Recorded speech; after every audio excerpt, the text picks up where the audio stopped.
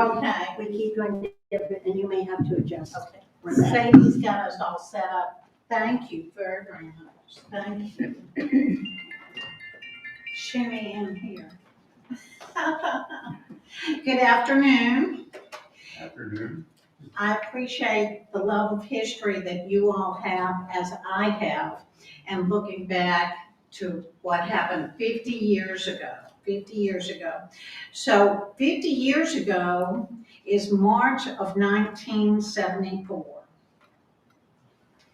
And I always start with the sermon titles.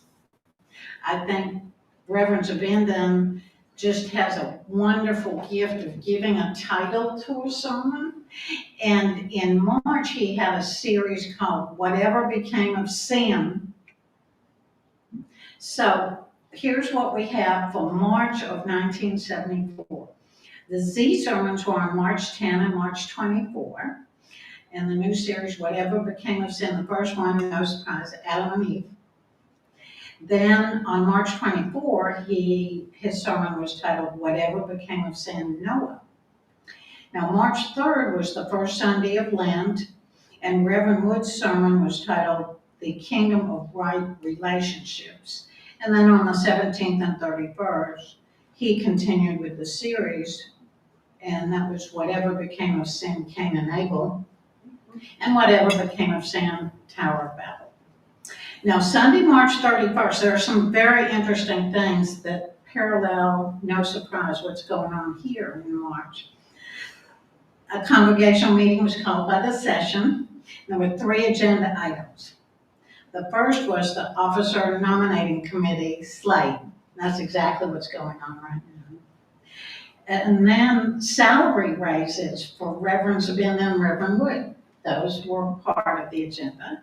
And then a deed stipulation release that was requested by Hope Presbyterian, something they wanted to sell. I thought that was interesting. I don't have any history on Hope Presbyterian, but that was a deed release, evidently. Now, the newsletter always has a column, and it has a column from the roll top desk, which is always Reverend Zabindon, from the wood pile, which is always Reverend Wood, and Ryan's ramblings, which is Reverend Ryan. So Louis Zabindon, I thought this was interesting. So in March, he asked for prayers of encouragement for the new AA group that started on Thursday evenings. And he also asked for being thankful in prayers at Lent. And I did pull this out of the newsletter. Proclaim the Easter gospel, which continues to say God can bring victory out of defeat, good things out of bad things, new life out of failures, of desires and ambition and pride. And Reverend Wood's column focused on days of preparation as Lent. And he had an interesting discussion about the Anglo-Saxon Teutonic roots with long spring days getting longer and longer. I thought that was very interesting. When I do this research, I kind of go down the rabbit hole. Then Reverend Ryan, in his Ryan's Ramblings, wanted us to recognize older members who offer a spiritual maturity to the church. He suggested visits, letters, sermon tapes, read to them, and just be there. The newsletter also printed an interesting letter from Reverend Robert S. Gould, who was the missionary to the Republic of Zaire. I found it very interesting. It was a long, detailed letter, and it was the appreciation of the water drilling rig that FPC provided in 1971. And so you're saying, why is this in 74? Well, it was delayed because they couldn't get anybody to run it, that nobody knew how to run it. And so they had to wait till the Peace Corps found a technician to send to them to run it. But it was his appreciation of what was going on. And that was bought in 71. Now, on March 17, there was an offering for the Stillman College Choir, and that's the Presbyterian College in Tuscaloosa, Alabama. The good news is the offering collected $745.92. I made 2 pennies, I guess. And now in money today, that would be $2,300. That's a large number. Stillman was founded in 1876 by Dr. Charles A. Stillman as a need for school to train young black men for the ministry. Housing and food was furnished in the youth building, and both Friday and Saturday evenings they enjoyed dinner on the river. The Stillman College president, Dr. Harold Stinson's wife, was the recipient of our women's birthday offering. I don't know of this today, but they had a women's birthday offering at that time. And in 1973, she visited us here. Now, Reverend Richard G. Ryan was honored by Stillman College with a Doctor of Divinity degree. And an update on the February month of missions. If you remember last month, we were talking about every month, Dr. Zabin was asking for special offerings for hunger worldwide and then various missionaries. The offerings total $3,500, and that's $9,800 in today's money. That's beautiful, absolutely beautiful. The column on library news, the feature book was The Imperial Presidency by Arthur M. Schlesinger Jr. And the quote on that is, amidst Watergate and the presidency not being above the Constitution. How about 50 years later? Same idea. And then they received a donation of a new sumptuous volume. That was the wording, sumptuous volume. Versailles, it's from Newsweek, with 150 photographs. It must be a beautiful book. I'm sure it's still here. I would have gone to find it, but I did not. Ran out of time. But I think that would be a beautiful book to look at. So on to the White Cross workers, rolling bandages. And Pat Brodeen told me she was part of that bandage rolling. That whenever I mention that, she enjoys that. And the Women's Circle Council meeting, that was March 4th. Then this was interesting, an annual scholarship coffee by the House of Neighborly Services Auxiliary. I thought that was interesting. And here's a fun one. On March 22, there was a sock hop. That's for the youth in the gymnasium. A jukebox, contests, and refreshments. I don't know, if we said the word sock hop to a millennial, I don't know what they would think. I really don't know if those words would be foreign to them. The Women of the Church luncheon in March of '74 was a speech by Dr. Robert H. Bullock, who was pastor of the Northwood Presbyterian, and it featured his slides from his Holy Land travels. I also found he was an associate pastor here earlier. Then the Women's Discussion Group meeting focused on plans that you'll see next month, plans for Palm Sunday, the noon worship service, and then they also had a Maundy Thursday evening dinner that the women of the church sponsored, which I think that sounds lovely. Wednesdays continued with the evening Bible study and the 6:15 family dinner, and this started a new series on science by Reverend Zabin. Interestingly enough, the book review was led by Mrs. Curtis Ann Cox, who was the chair of Circle 3, which was the book literature circle at that time. And they decided to do a part 2 on the East of Eden. I certainly kind of understand that, because you all might remember that was September, and they felt it worthy of a second circle discussion. And I agree, there was a lot, and if you all remember, Anne gave that review, and that was delightful, but I certainly can imagine it was worth 2. So outside of FPC, the San Antonio Mayor Charles Becker, Governor of Texas Dolph Briscoe, and Senators Tower and Benson. President Nixon's still the 37th president, although Watergate's unfolding, so stay tuned. The Watergate grand jury indicted 7 presidential high-ranking aides on March 1. Fun fact, U.S. postage went to 10 cents And everybody was upset that went from 8 to 10.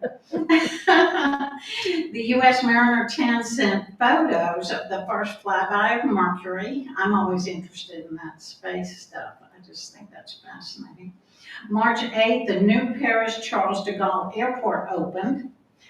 For extra credit, anybody remember what the airport was before the Charles de Gaulle's? Orly. Yep, good. I knew somebody would know. Orly. This one's shocking to me. On March 9, the last Japanese soldiers surrendered in the Philippines after 29 years.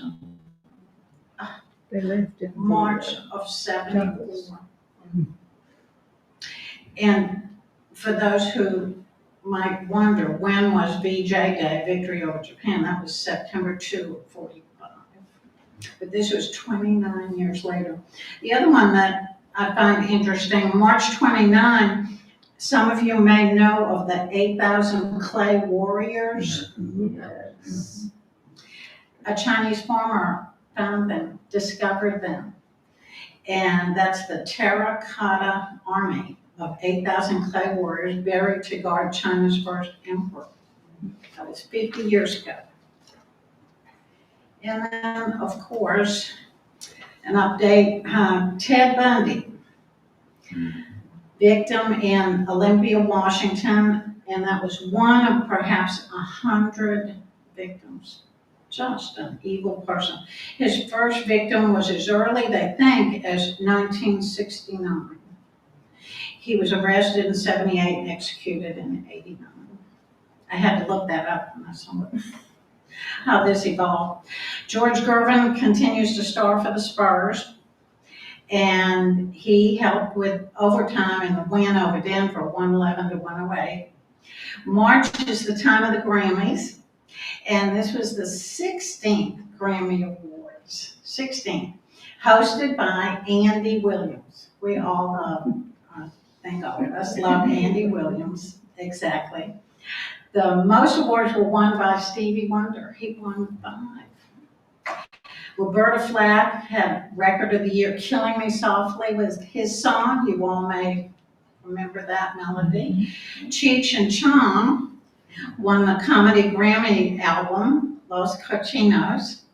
March 16 was the first performance of the Grand Ole Opry in Nashville, 50 years ago, March of 74. And Robert Redford and The Great Gatsby, we all remember that, March of 74. And of course, in conclusion, I have to look up the top hits. So Sunshine on My Shoulders, John Denver, remember that. Hooked on a Feeling, and Benny and the Jets, Elton John. Well, thank you all so much for enjoying history as much as I do. Thank you all very, very much. Thank you. Thank you, guys. I'm gonna just take this down and Go ahead. We'll take a minute and, and that should, there we go. And I'm just gonna move this and just understand, let me slide over here. And, okay, we'll get Jane set up. Okay. Okay, Jane, you're up. Slide in there. There you go. Thank you. Okay, you place this wherever you are, whatever seems good to you. Okay.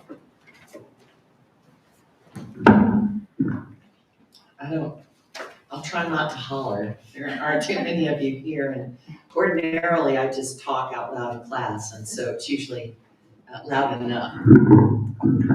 But it's being recorded, so we have to do it. Okay, there we go. All right. I've read some of Chris Bohjalian's work before, mostly his mysteries.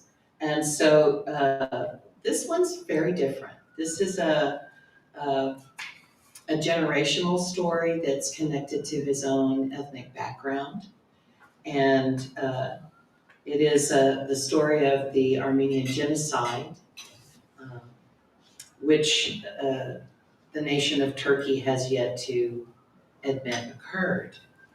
In fact, the US has only recently identified that as well. Bohjalian is from Swedish and Armenian background. He graduated from Amherst College, summa cum laude. He was a Phi Theta captain. In the mid-1980s, he was an account representative at J. Walter Thompson, a swanky ad agency in New York City. But by 1988, he'd moved to Vermont with his wife, and he began writing weekly columns for the Lincoln, Vermont newspaper, living in the small town with about 900 other residents. So we moved from one of the largest cities in the world to a really quaint place. His column ran in the Burlington Free Press from 1992 through 2015, winning Best Lifestyle column from the Vermont Press Association. He's written for a variety of magazines, including Cosmo, Reader's Digest, the Boston Globe Sunday Magazine, and the New York Times. His first novel was called A Killing in the Real World, which was published in '88. Excuse me. From there on, really, his novels begin to build. His subjects are diverse and moving. In '97, this was my first Bohjalian novel, Midwives, was published, and it focuses on a Vermont midwife, Sybil Danforth. I remember the Sissy Spacek movie, and that Sissy Spacek talked about how the character appealed to her. Quote, "The heart of the story is my character's inner struggle with self-doubt, the solo road you travel when you have a secret." And The Sandcastle Girls is not the first novel to be inspired by history, by secrets, and by lived experience. In 2008, Bohjalian wrote Skeletons at the Feast, which is a love story set in Poland and Germany, inspired by an unpublished diary. So in recreating what would be called an epistolary novel, a novel of letters, he's recalling what might have actually happened to people by doing extraordinary research and his connection to the American Armenian people and his work with the organizations in the US. He tells a story of idiosyncratic human connection. And there are so many threads and so many different groups of people who touch on each other and flesh out this story that it's really kind of, it's like a small city. And these characters populate Aleppo and other places in Turkey, places we've read about all our lives. And so this previous book and the Sandcastle Girls reflects a strong pattern of using actual information, the reality of experience to inspire a piece of fiction which can explain a period of our history which is full of conflict and contradiction. And in the book, we discovered that there is some positive light there as well. Bohjalian has received numerous awards. I'm not going to list them all for you. It's really not important to our discussion today, but to begin with the Armenian genocide, maybe we most identify with Armenian people because we've read a few novels or we know Cher or the Kardashian family. And the other part is that I'm teaching humanities as well as English now, so we talk a lot about the Fertile Crescent and Mesopotamia. And this is the area where Armenian people come from. I dare say their ancestors are those very individuals who populate the Fertile Crescent from the past through today. While the Armenians in Europe are all but gone through this genocide, the story of their persistence, their survival, their momentary survival even to be able to provide a statement to outsiders is really important. So what I found in this novel is that we're looking at the story of a granddaughter who can't quite figure out her grandparents. And I myself had a an interesting turn like that. My grandparents did not speak German, but they knew every German song I could think of. And my last name is Vogt. My grandparents on my mother's side were Sennings, and so on and so forth. Lots of Czech names and lots of German names. And I couldn't figure out why they wouldn't speak German with me, even when I was just doing rudimentary work in high school. As it turns out, maybe this book has given me some insight into what my grandparents didn't want us to know. Maybe those painful things that they think we got through them, and we're going to keep on going. We've got these families to raise, and they're in good shape, so we're not going to weigh them down. Perhaps that's the way that it works. Laura Petrosian, the granddaughter of Elizabeth Endicott and Armand Petrosian, who meet in Syria during the genocide, confound their granddaughter. She doesn't really know what to think about them, and they're very silent about their youth. Generally speaking, the war in Turkey lasts from 1893 to 1915. And there are a good number of historical situations that inform what happens in the novel. Because of the war passages, especially the descriptions of what's going on at Gallipoli, taken back to those movies that I've seen that flesh those out. And as difficult as the films are, they can't have been as difficult as what really happens. Bohjalian's text focuses us as readers in several ways, but this quotation jumped out for me. Every man's memory is his private literature. We have on earth exactly the amount of time that has been allotted to us, no more and no less. We really have precious little control. Our interactions are subject to conflict and contradiction, everything that surrounds us. The historical event that is not completely known to us maybe cannot be known except through experience and memory. And so that recalled for me all of those memorable pieces that I read as a young person, including The Diary of Anne Frank and others. Even the slave narratives that I read took me into a place where I could not believe what my fellow humans had done to each other. Perhaps we find that difficult to believe today and reflected in the unrest in the Middle East currently.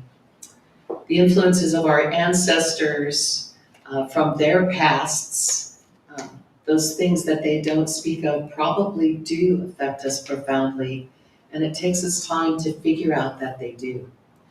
Perhaps we don't even get beyond the first few inches of that memory because they've protected us for so long and so carefully.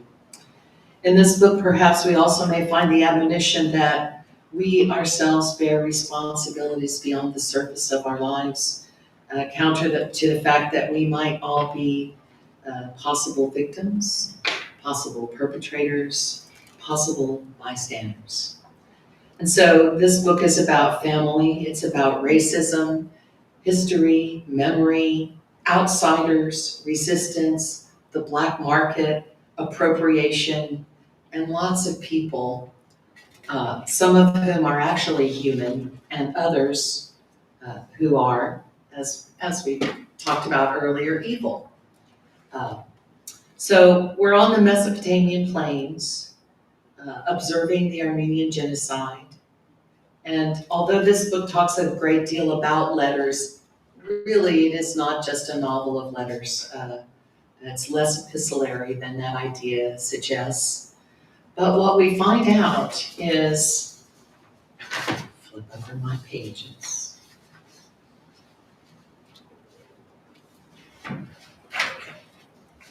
What we find out is a great deal of how, in reflection, a granddaughter begins to understand what her grandparents went through, and what the unknown people of the genocide also endure. So we meet Elizabeth Endicott, a Mount Holyoke graduate, who travels to Syria just as World War I begins. She's a volunteer nurse with the Boston-based Friends of Armenia, and she's decided, along with her father, to deliver food and medical aid to the refugees. She meets some engineers, including a very handsome Armenian engineer, young but widowed, and his wife and child are subject to brutality, which we read of in the text.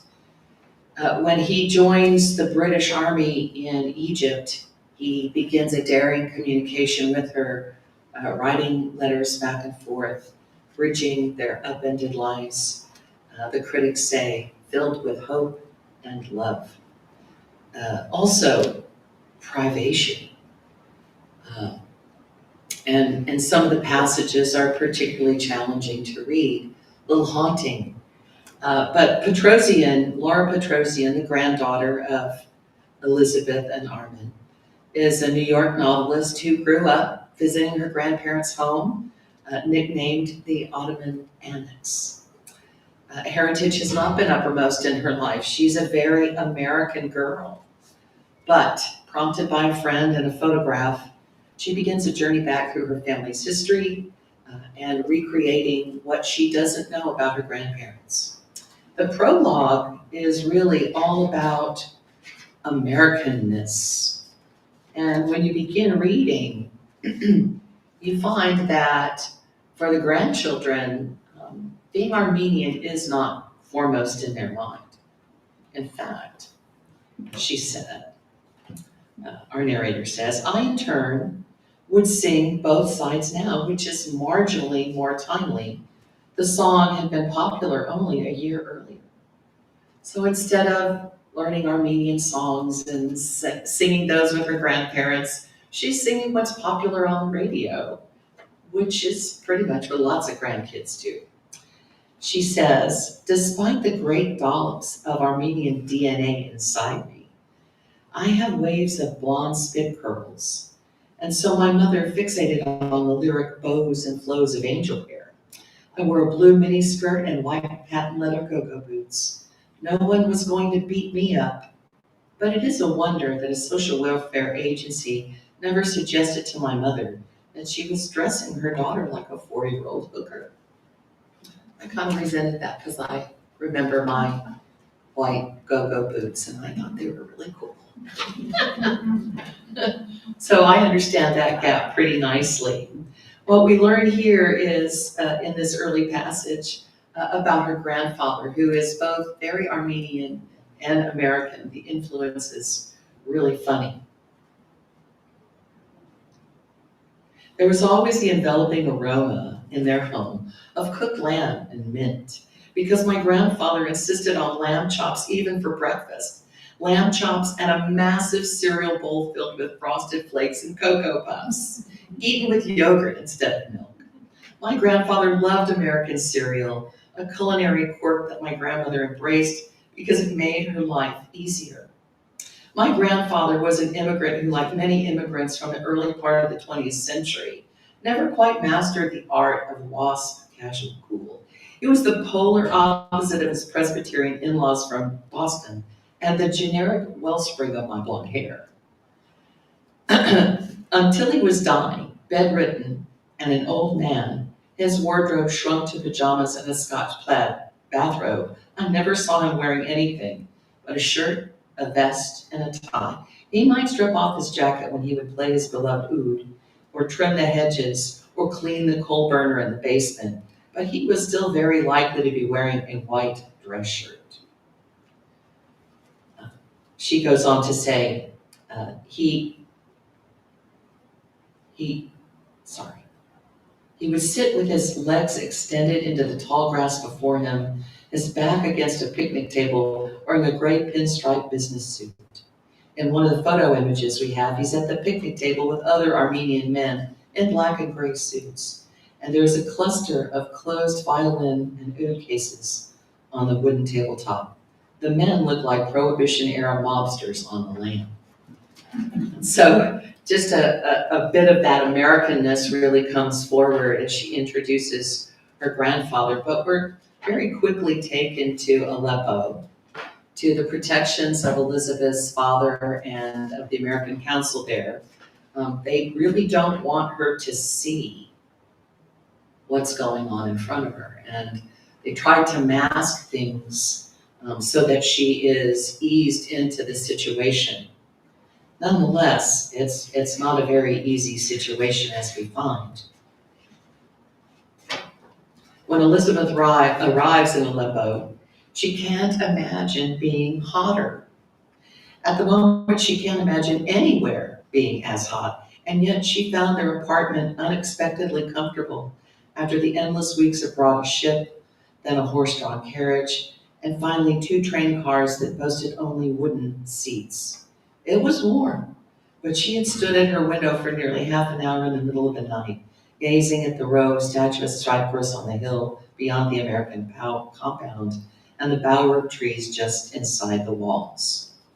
In this particular section of the book, we learn a whole lot about what's missing, and for us maybe beyond the rudimentary ways of dealing with medical concerns. So in 1915, medical practices are radically different.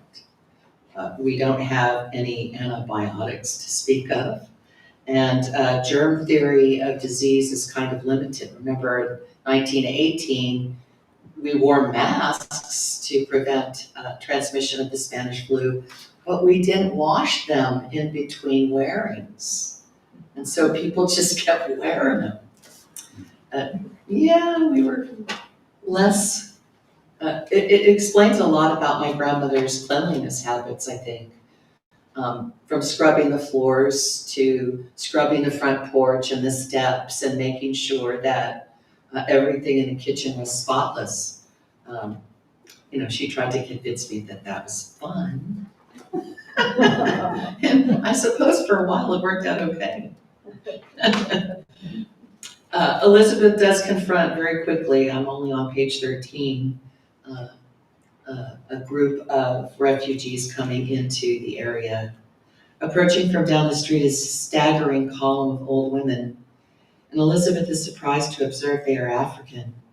She stares transfixed. She thinks of the paintings and drawings that she's seen of the American slave markets in the South from the 1840s and 50s. Though weren't those women and men always clothed, if only in rags?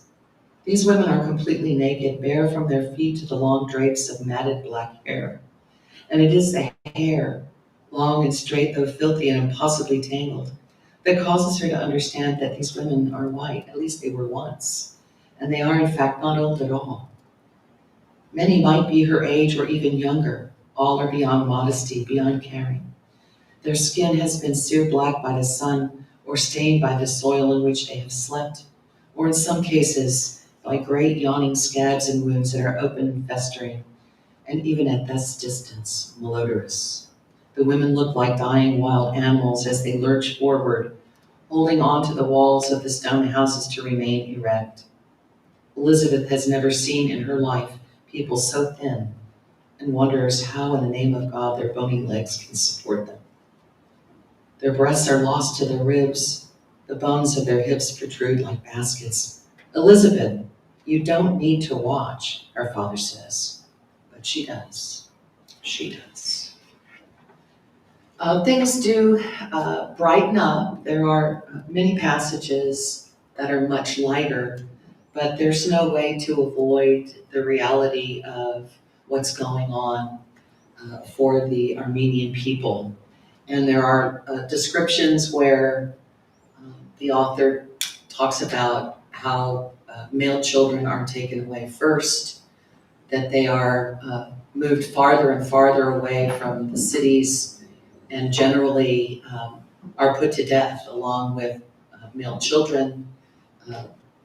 Women are dealt with in horrible and horrendous ways, including impaling, crucifixion, all of these humiliations to drive home the point that this particular group of human beings are less than dogs. The story also points out the overpopulation of some 40,000 dogs in Aleppo, which eventually the Turks corral and take out to an island and leave there without food, so that the dogs all expire as well. There are records that discuss the sounding of the animals and then when it finally stops. And so finding the little patches of light and humanity in the book are really important. Also, if you're having a low day, I would not recommend reading this book if you're not feeling pretty strong and maybe the sun's shining. I don't think this would be a rainy day book for me. I did learn a lot. I suppose most of all that while human beings can be amazing to one another, we also have a very long history of tearing down our humanity, not just when we act poorly towards others, but especially when we try to eradicate them. So there are a lot of echoes in this book that would connect to the things that we see right now on the news. And the idea of malnutrition, of privation to the point of people dying from not having enough to eat, and finding that this is embedded in a person's ethnic heritage would make it difficult to understand, for sure. The Holocaust seems connected in this way as well. There are some very profound observations that Bohjalian makes in the book, makes the book very worthwhile. It's published in 2012, so he's had a good long run with it. It is still one of the most popular books that people pick up and read to inform themselves about what really happens in history. Early on in the book also we meet some encouraging characters who help us understand a little bit about why they are there, including some engineers, which are central to the story. And in particular, a German who takes photographs on the side. He's not supposed to, but he's using photographic equipment from 1915 with plates that he will hopefully be able to take out of the country with him when the war is over. And so these photographs become part of the mystery that unfolds for the family, part of the clues of connection. And the other thing that really struck me was black market acquisition. There are many passages where the discussion of bringing in food to help these starving individuals is cut way back because the black market has to have its cut, right? So we must be recognizing that's going on today as well. The Turks don't want any foreign aid brought to the Armenians, nor do they want us to witness what they're doing. They haven't even allowed the Red Cross to visit. There's a commotion at the door. Elizabeth turns to see two young soldiers, Germans, their uniforms immaculate despite the stultifying heat outside, and a third man, a Turk, in wool trousers and a white linen shirt. The soldiers remove their caps and hold them deferentially before their hearts. The heavy-set woman who owns the restaurant emerges from the kitchen behind the drapes and seats them at a low table beside the American diplomat and the Endicott's. "I can tell that you people are Americans," says a soldier whose face has been marked by battle, his accent heavy, but pronouncing each word with care. "She's met other Germans since crossing into the Ottoman Empire. He is a lieutenant." He then extends his hand to her father, who takes it uncomfortably. "My name is Eric," he says. "This is Helmut, and this is Armin." The lieutenant slaps Armin hard on the back. "He's an engineer like us. Maps for the railroad and lays track, at least he used to. Helmut and I have been working on the railroad spur from here to New Saipan. We met at the telegraph station around the corner last week."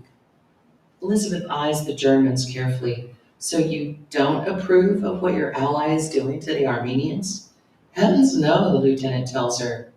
Helmut folds his arms before his chest, and Elizabeth realizes for the first time how very broad his shoulders are. It's barbaric, he adds, and as he speaks, his scar stretches ever so slightly. Ask Armin here what he's seen. And so we learn of most of the privation between uh, what Armin has to say, what Elizabeth observes, and the people that she comes into contact with during her nursing at the hospitals. She sees that the population is dwindling, that refugees are pulled out, some children are taken to um, orphanages, and yet there are also children who are supposedly taken to orphanages but are lost in the desert somewhere. Um, the more you read into this, the more the reality becomes very stark.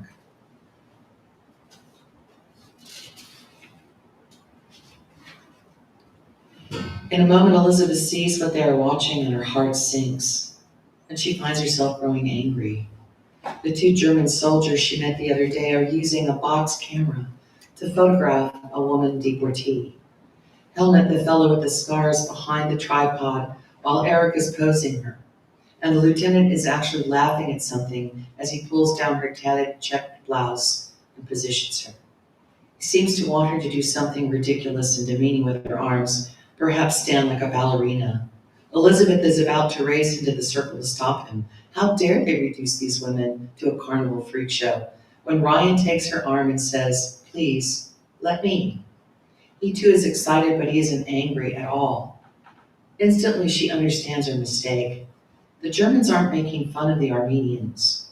They are chronicling what they see as journalists.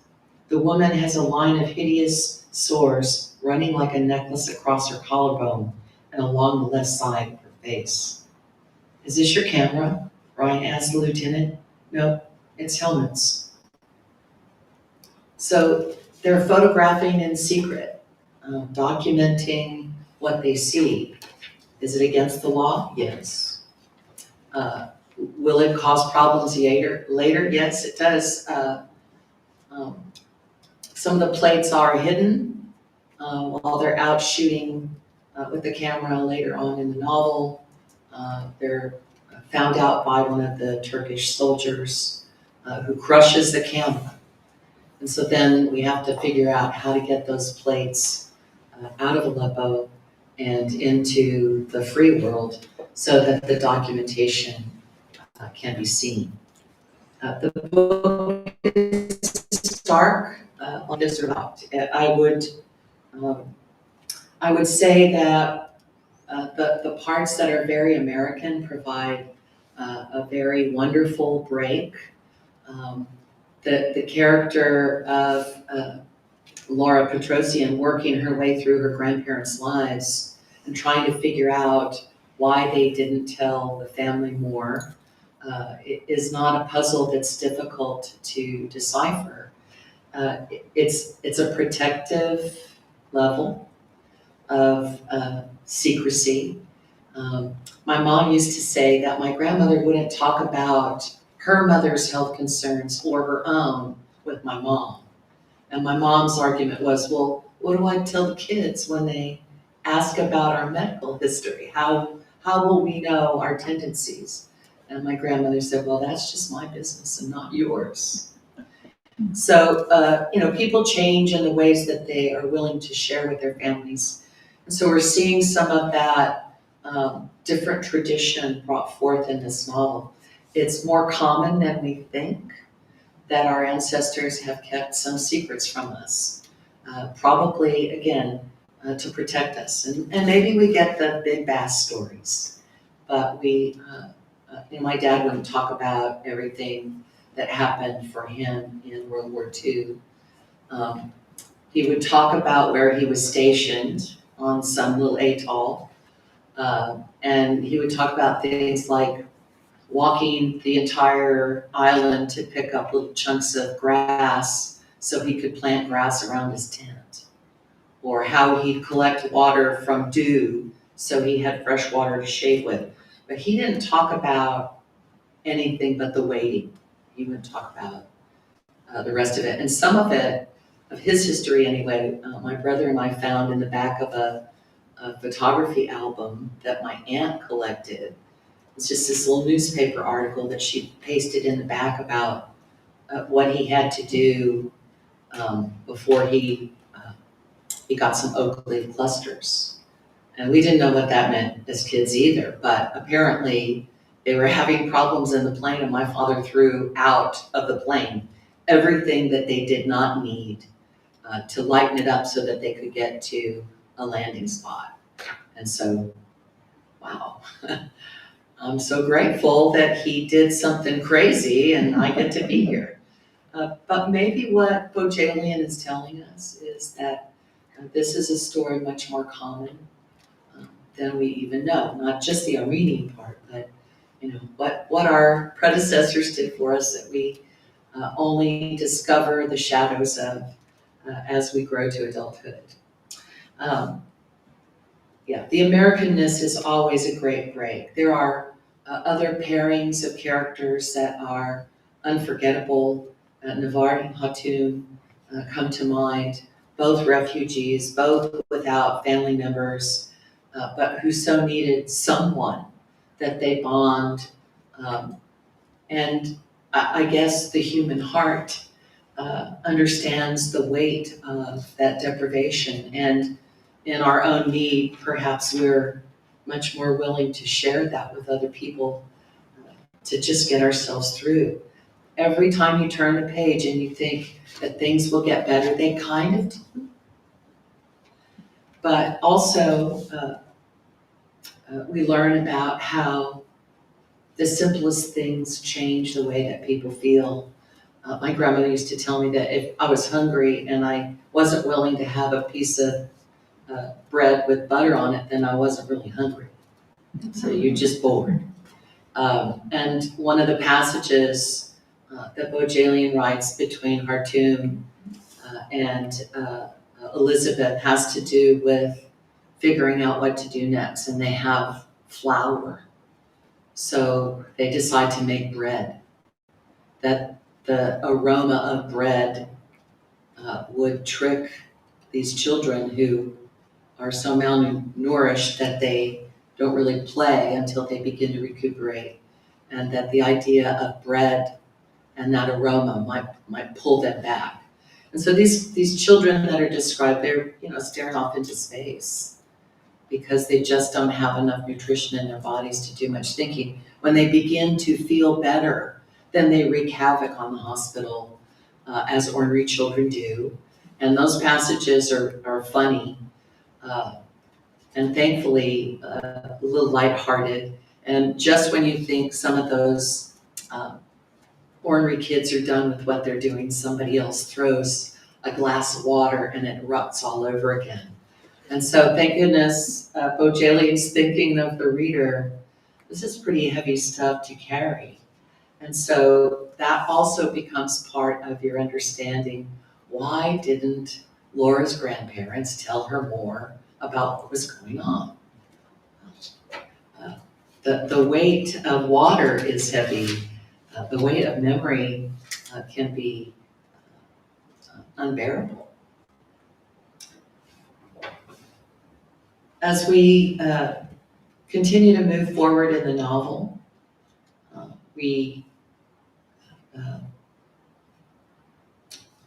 I found it, the interjection of memory, especially with Armin. He's thinking of his first wife and her death. And at the same time, he's met Elizabeth and he's thinking of her. And the narrator says his mind is in two moments as he speaks with this American, as together they walk the streets of Aleppo. He is ostensibly showing her around. Here's the telegraph office and the post office. Here's another cafe where she and her father might enjoy small cups of thick Turkish coffee. The street leads into the quarter of the city where the Turkish army has rows of barracks. In reality, however, this walk is merely an excuse to be with her. Perhaps because they are both staring straight ahead or at whatever point of interest they are passing. He's finding it easier to relive that picnic 3 summers distant. He tells Elizabeth of how warm the sun had felt on his forehead and the sound of the small but relentless waves in the water below. He does not describe for her the feel of Karen's fingers on the palm of his hand, but the sensation returns with the clarity of a church bell. Her touch was so gentle as she ran the tip of her finger and occasionally her nail over the lines that he found himself shivering. He feels it again now. This is why it seems to him as if his mind is moving linearly between two places at once. So, in the memory of the past and in the current action, finding those connections must be uplifting, but also heartbreaking at the same time, like what writers call bittersweet. And so, lots of travail, and then an interjection of Americanness when someone meets Laura and they talk to her about your people and their motivations and how ingenious and motivated and survival oriented they are. And she begins to think about the different ways that doesn't really sit well with her.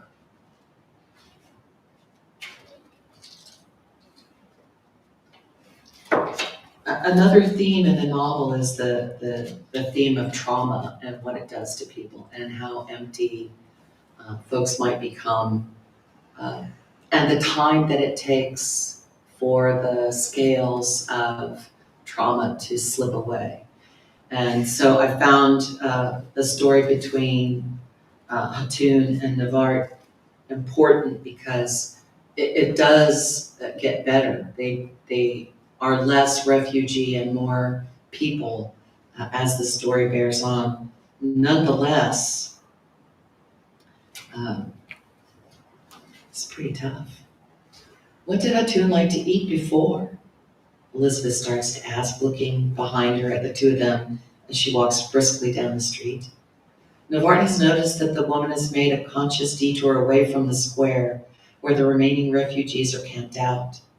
Finally, she finishes, before she left home. And you too, Navart, what can the cook prepare for you? Navart thinks back on the conversation she's had with Hatun before the child's mother and sister were decapitated. Since then, the child has said almost nothing. Did they speak of food? Surely they did, but it's a fog.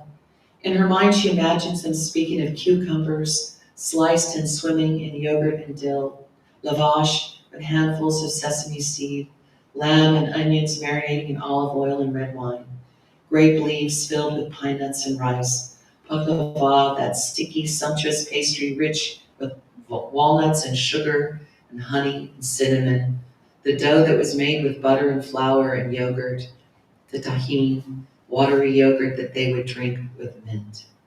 A memory comes to her, something Hatun's mother had said as they struggled on across the hot white sand. Hatun used to love to make kufr. She would stand on a stool by the counter and grind the cloves and shape the bulgur wheat and ground lamb into meatballs the size of oranges.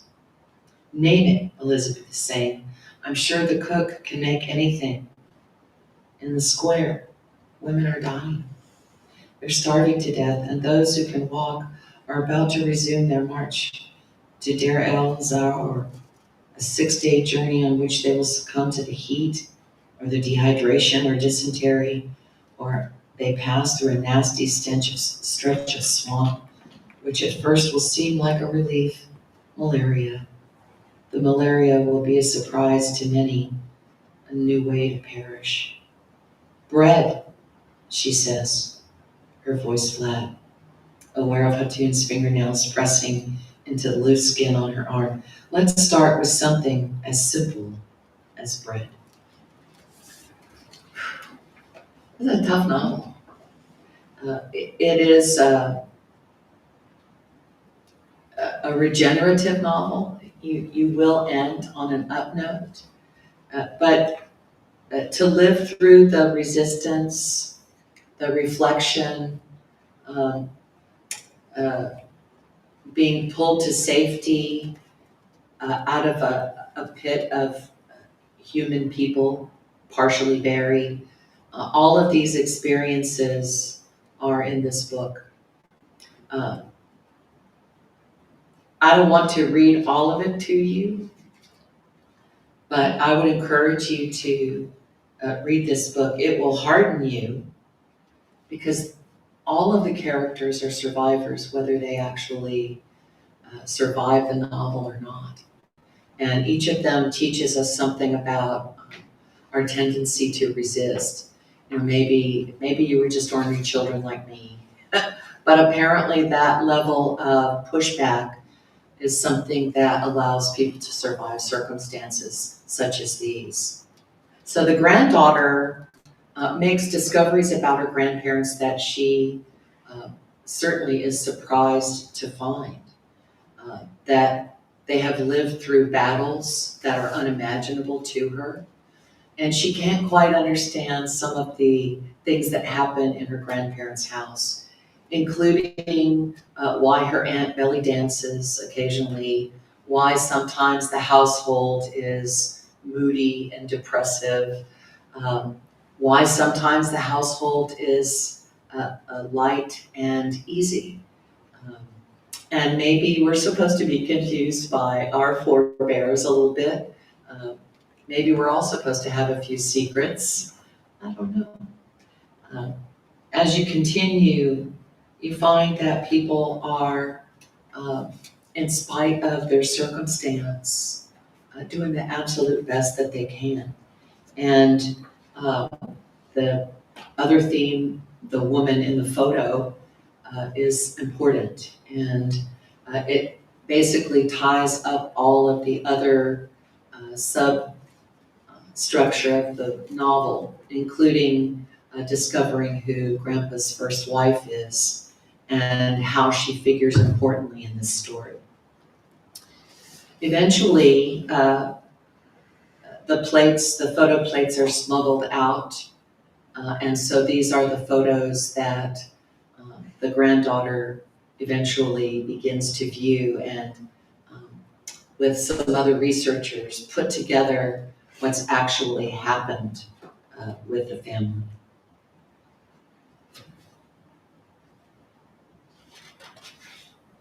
So this is the granddaughter narrating. That night, just after dinner, I emailed the curator from my hotel in Cambridge, and he called me back almost right away. The source of Corinne Perogian's story was a German engineer, and the small biography existed on a scrap of paper attached with random other sheets by twine to a box of photographic plates. There was, however, much more information about Corinne in the papers of a young Boston volunteer with the Friends of Armenia. Elizabeth Endicott? I asked. That's right, he said. I was not completely surprised. The curator added that the story could not have been found in the journal entries she had shared publicly with the Friends of Armenia. He recommended I read those and was actually a little appalled that I had reached my mid-40s and had never done so. Rather, he said, Corinne Petrosian's story could be found among Elizabeth Endicott's private letters and in her diary. Apparently, both the letters and the journal entries were housed a mere 5 miles away at the Armenian Museum in Watertown. So she's been living in close proximity to all of the information that would solve the riddle of her grandparents' lives, and yet in her mid-40s has only just begun to dive into that experience. And there's one phrase that really hit me in the forehead, carnage on the peninsula, which recalls Gallipoli to mind, and the numbers of human beings who suffered, folks from Australia, from New Zealand, from Greece, from Germany, from Great Britain, all of the men involved in this earliest part of the war, which eventually leads to World War I, is pretty astounding. And when you think about the idea that this is really the first technological war, it's the first chemical war, It's pretty, um, it shakes you when you think about the repetition of war after World War I, right? Ostensibly the war to end all wars. And so, in teaching humanities, every civilization goes through these periods of war, uh, of disassociation with close neighbors, of reaffiliation. Um, Surely someday we'll learn that it's not the best of our behaviors, nor does it solve any issues. Um, Once you get to the latter part of the book, you can see that the American Council is also involved in the resistance. He's trying to figure out how to get these photo plates out of the country so that they can be published and establish what's really going on rather than, um, if anybody in Turkey talked about a genocide, they would be taken away and probably killed. And so journalists can't write about it. They can't write about it today in Turkey. And so as you try to finish up the book, um, we do get to reunion. And we do solve the issue of who the woman in the photo is. I'm gonna leave that hanging because I want you to read this someday. Or it's funny, all of the layers of the story kind of ease themselves out, and when you're finishing, you begin to feel a little bit better. And there's a nice author's note here, which is interestingly connected to another speech in Austin, Texas, but I'll get there in just a minute. Find my little reunion section here for you. We're back with the grandmother Elizabeth. Elizabeth passes a woman she presumes is Armenian near the American compound and nods politely, their eyes meeting briefly before the woman looks away. Then she crosses the street and stands perfectly still, utterly stunned. The man's headdress falls away, and Elizabeth recognizes instantly who is standing before the hulking double doors and the black wrought iron grating, waiting and watching patiently.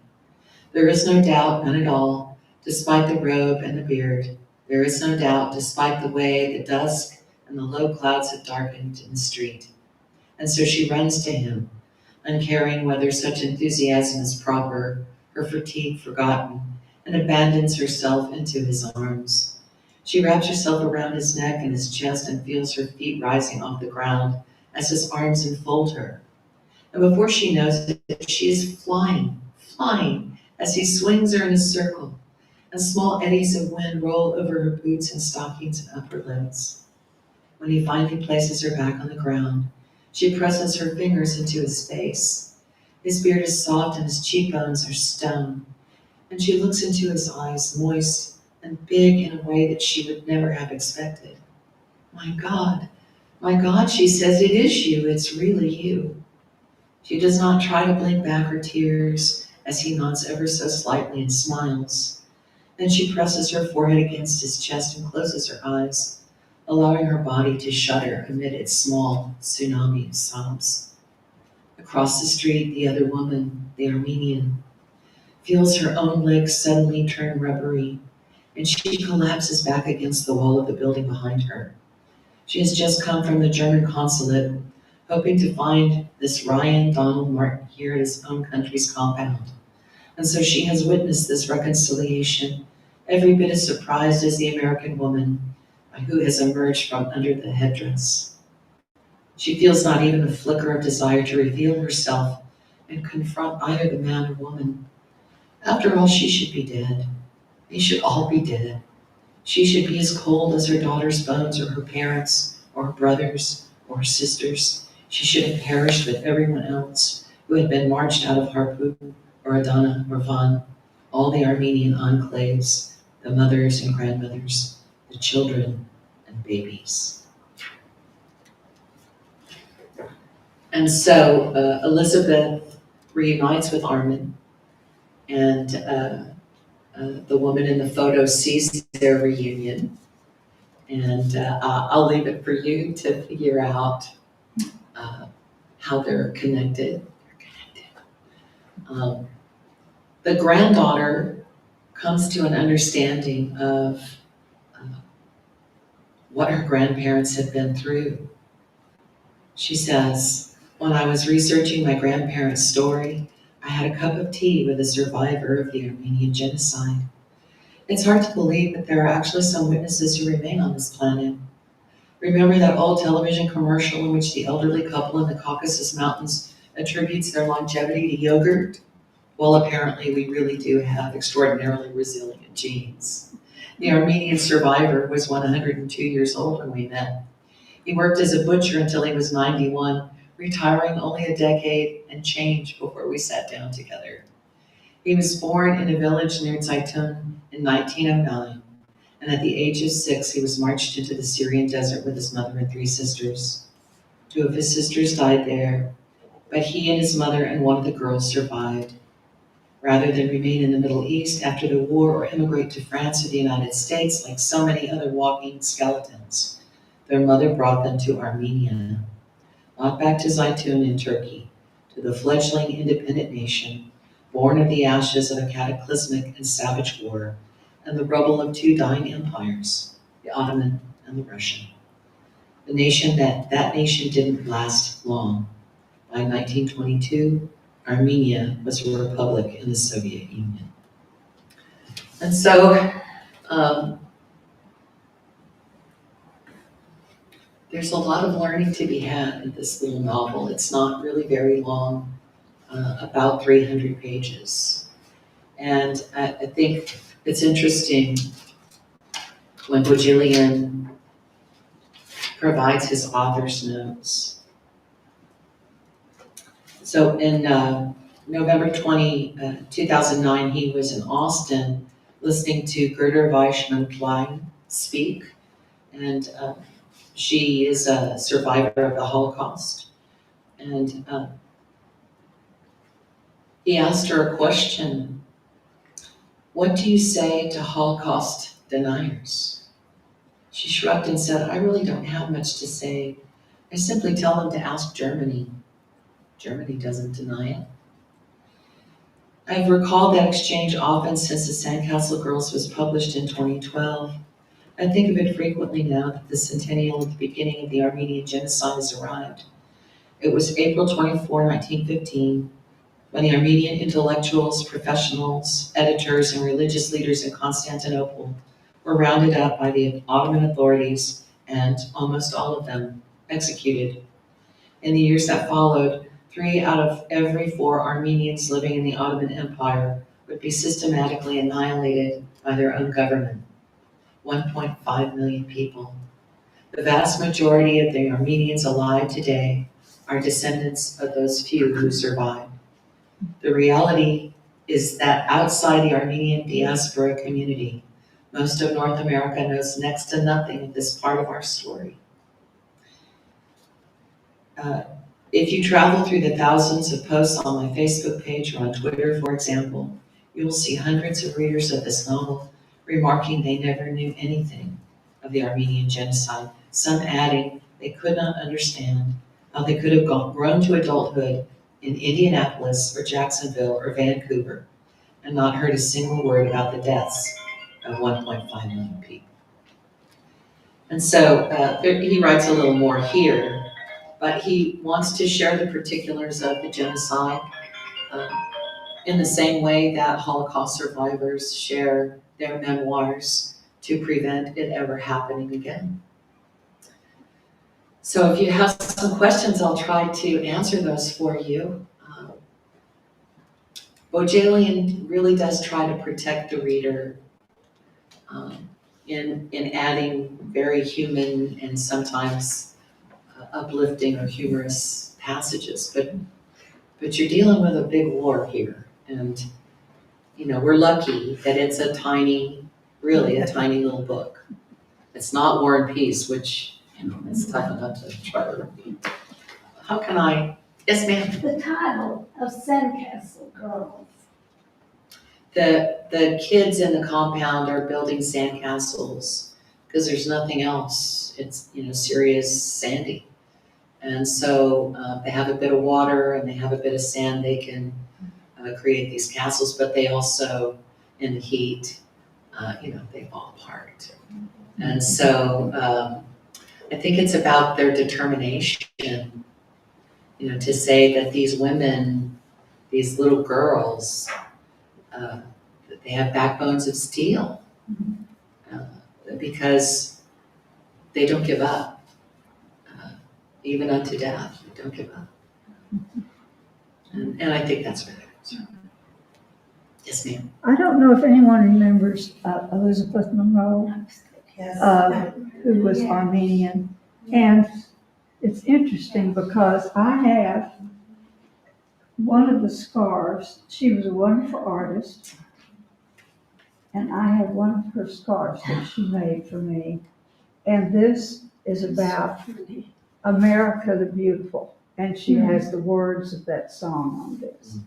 But she was gave very interesting programs about her Armenian ancestry. Well, And just like that, it just crushes you. Yeah. And, we're looking, oops, I'm so sorry. We're looking at a place in the world where, once human beings come out of Africa, that's a primary settlement. And so many of our philosophies and religions come from this area, But my dad used to also say, you want to read about war, read the Bible. Because it is not a necessarily easy read either. And so, what are we to learn from the trials and tribulations of our ancestors, of our brothers and sisters across the world? And, gosh, we're pretty lucky. And, we'd be grateful.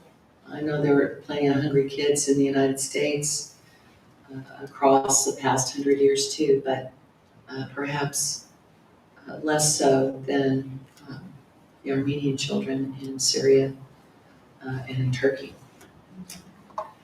Anybody else have any questions? It's a good book. Bohjalian's a really fine writer. Don't let it stop you that it's tough, but take breaks. Jane, I don't think you got the easiest book to do. I just want you to know we appreciate it very much. I do really like doing this, but obviously would be teaching all these years. It's really and good news, y'all. The students that I'm teaching right now don't really they like their technology, but they like to go sit in a corner with a book and with a pencil, and they might look things up, but they are very enthusiastic about holding books and wanting books to put on their bookshelves. And I'll give away any book if I've got a book and a student wants it. And so we've the English department's probably given away 300 books in the last 6 months, just because students want to come by and pick them up. And they can't sell them, they're too old to sell. But they're good reads, Well, that's some of the best. Let me know what you want me to do next year. Yes. Thank you, Jane. That is the third book of his I've read. And when Sandcastles came out, I was so depressed from the one before that I thought I'm not going to read it until it hit the book list. But I think, and it's a personal decision we all make. I hear lots of people say, I won't listen to the news. I just can't stand it. It's the same with something like this. It's a decision we have to make. Do we want to know what happened? Do we want to know what's happening? Or do we want to live on our own, But that's a personal decision we all are forced to make in very difficult times, right? And I'm going to ask you to do something, because I'm sure there are people behind that camera in the future that are going to want to see your scarf. would you mind standing up, Oh, turning around, and showing them your scarf? showing it to the. I know if I were listening to this at a future time, I'm gonna think, oh, I would love to see that scarf. Go where? Step up. Yeah. If you come just a little closer, you don't have to come all the way up. Be careful. Right Take your there. time. All right, Take your time. so I don't fall? Right, Right don't there. fall. Right there. Turn around, see the camera? Okay. I know they can't read the words, but they can at least see it. This corner says, God shed his grace on thee. It's beautiful. It's beautiful. Thank you. I think that just Well, adds she was. something for all of us. She was beautiful. Thank you for bringing that in. Next, I'm gonna grab my notes or I'll forget what to tell you. I didn't really knew anything about Bohjalian. Well, no, I knew that, but I knew all the story that we read. Don't forget about refreshments for next month. There's also some postcards on the table back there about Ladies' Night Out in April for WOC. So if you need that information and want to know whose home it's at, the cards are back there for you. April 9th will be our next meeting. Easter will all be over by then. Have a wonderful time, and don't forget all the services that we'll have on Holy Week. It will be, once again, for some, I think probably most of you were here last time when Rudy Ruiz came and talked to us and presented his first book. He's doing his second book on April the 9th, Valley of Shadows. The copy has been returned out to our literature circle corner where the books are. So if someone would like to pick that up and take it to read before then, it is out there today, so you could take it home. And I think that covers everything. Thank you so much for coming. I appreciate it, and I look forward to see all of you next month. Thanks.